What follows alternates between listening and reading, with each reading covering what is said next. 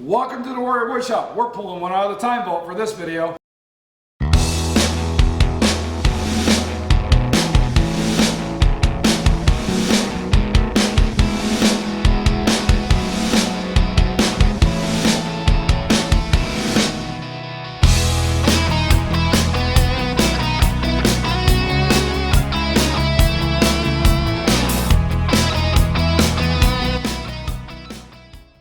Welcome back to the Warrior Woodshop. My name is Mr. Rodaway. I've been working here at Fox High School now for 16 years.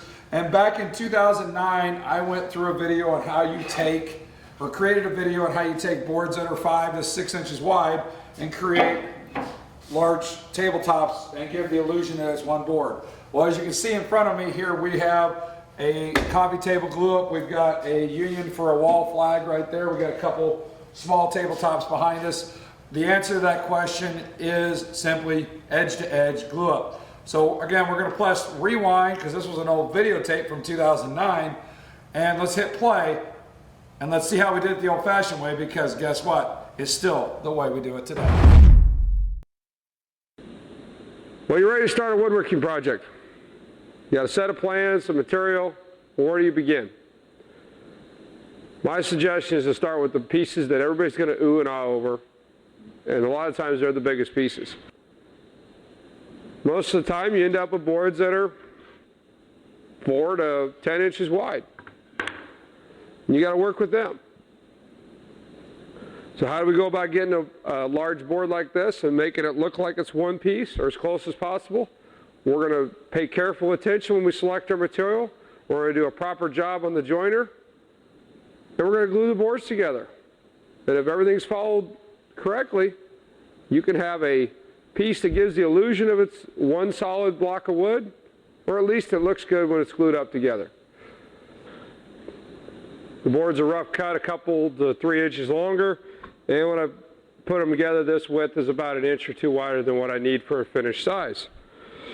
The next step is to flip the boards around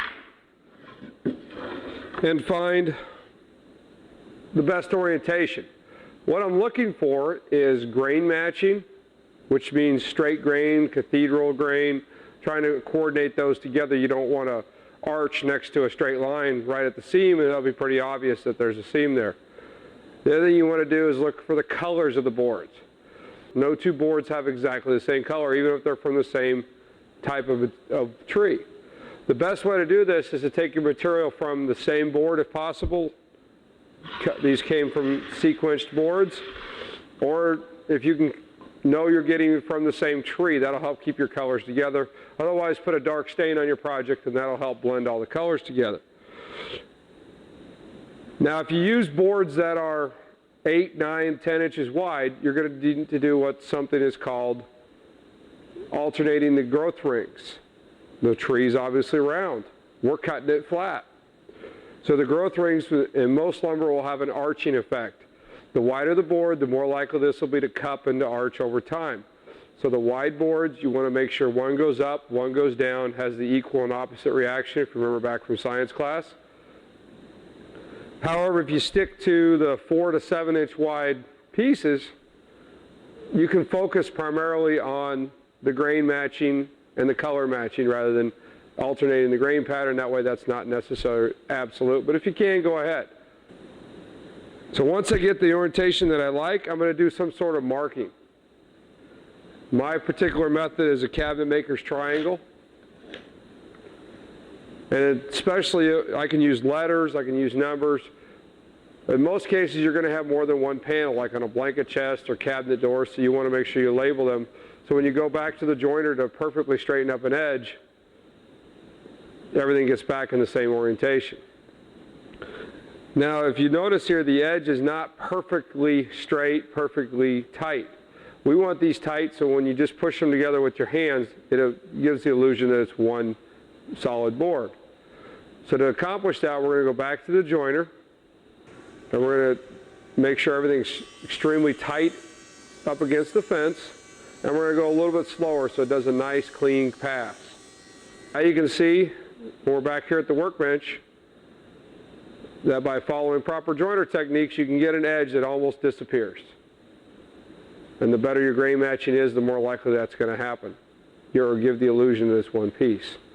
You want to have all your materials ready to go. Glue has a working time of about 5 to 10 minutes. So you're going to want to be prepped, you're going to want to be ready to go.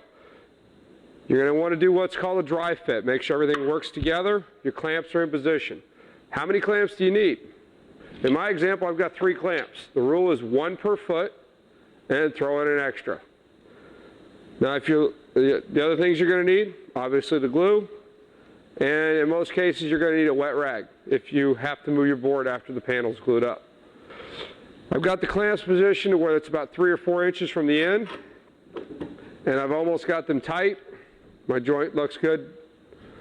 I'm going to flip one board up. Apply a generous, not generous, but a nice bead of glue. Spread it out with your finger so it gets smooth, even coverage. I'm going to have arguments among woodworkers. I know this. I only glue one side. As long as you get a good glue coat, there's no argument that you need to have good glue coverage. What I do to not have to do the second side is I just over glue it a little bit and rub them together, so now there is glue on both surfaces essentially. Now you notice I have 3 clamps, but one of them sitting here off to the side. These 2 clamps, once I snug them up, we're going to want to put pressure and it's going to want to buckle upward. So we're actually going to apply this clamp on the top. When I glue this up, I just want to snug it to where the glue starts to squeeze out. I don't want to bow the panel, but I do want to make sure it's lined up. You notice my ends aren't lined up. We want to focus on getting the panel as close as we can to in line. Now on this clamp, I don't want it to touch because there is a chemical reaction between steel and glue. It leaves a dark spot. So either place a block of wood to hold the clamp off the board or just hold it up with your finger as you tighten it. Now, to the rag. You want to wash the glue off and get as much as you can off now while you have the chance. Again, this is going to cause some argument among woodworkers, but we are talking woodworking class here. If you could leave this board sit exactly where it was for 2 to 4 hours, which is what it takes to dry, before you want to remove the clamps, and let all the glue drop down, we could take a paint scraper and the little beads would just chip right off, no problem. But we're in a woodworking shop full of students hour by hour. We've got to move this somewhere. So the arguments are you can spread the glue, and that would actually do more damage than leaving it there itself. That's why I said it needs to be a wet rag to where you have to dry your hands if you touch it, but not where it's dripping. That way you don't spread it and cause more problems like I just mentioned. Wherever there's dry glue, stain will not penetrate and you'll have light spots when you go to stain it, so keep that in mind. If you're in my woodworking class, there's some things I want on the board. I want your name, your class hour, the date that you glued the panel up, but I want the time it's glued up. That way if you glue it up in the morning, I know what time I can pull the clamps and let another student use it. So keep that in mind if you're in one of my classes.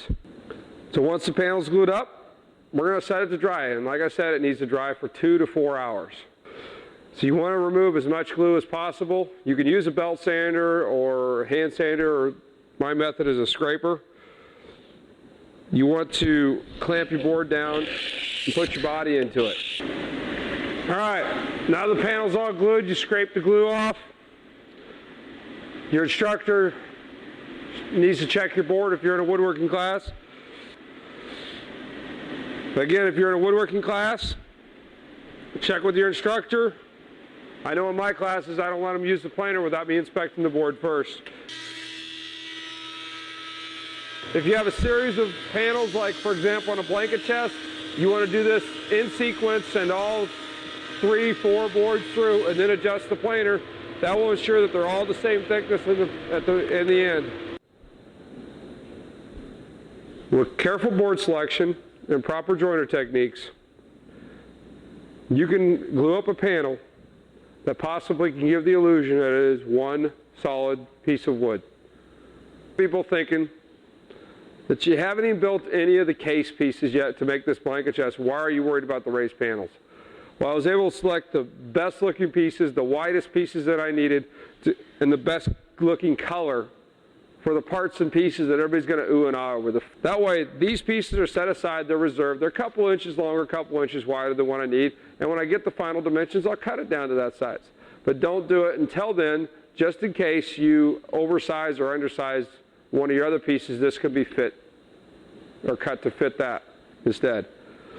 Again, with careful board selection, proper techniques, planning ahead, paying attention to the details, will take your project from a good project to a great one. Pay attention to the details. Now get out in the workshop and make some sawdust of your own. Well, thanks for watching. It's kind of cool to pull one out of the time vault here and there. We have every intention to update it with our current cameras, because you can tell that it was an old 4:3 ratio and the quality isn't the best with the old videotapes. Just given some medical complications that have happened over the last few months and just time and other family situations, we haven't had a chance to remake this video. So I appreciate you tolerating the video quality, because what we did in 2009 was the same as when I started teaching in 1998, and then it's the same as what we're doing today 25 years later. I've been teaching so long, I tell the students, I've been teaching since the turn of the century. No, again, thanks for watching. Hopefully you got something out of that. If you haven't done so, like and subscribe to this video, leave a comment. I'd love to know what you're making. If you're one of our students, it's definitely Glue Up as part of most of our projects, but if you're out there and watching us on YouTube, comment, let us know. Message me for an email and send me pictures of it. We like to showcase our viewers' work. So again, thanks for watching. Go out and make some sawdust.